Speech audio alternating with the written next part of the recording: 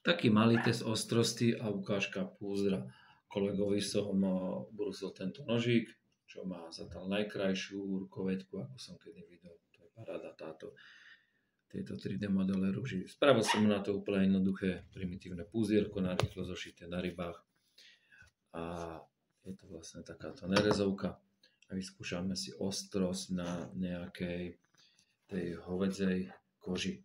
Je to 4 až 4,5 mm koža. Je to úplne krásne, vyskúšame do väčšiu, hrubšiu vrstvu. Toto má vedieť spraviť nabrúsený nožík s kožou. Problém je v tom, že táto nerez, že keď som sa s tým hral, testoval som ostrosť, tak ona sa po chvíľku otupí, je to ostrie moc vyhnané do ostra, do tenka a rýchlo stráca ostrosť, takže treba to pravidelne dobrusovať, doostrovať.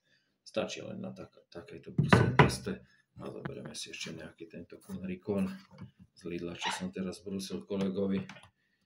A tento bol v dobrom stave.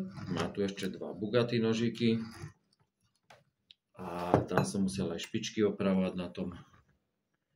Takúto nepríjemnú rukovet majú. Nemám rád, keď to je perforované. Vždycky je v tom nečistota, špina.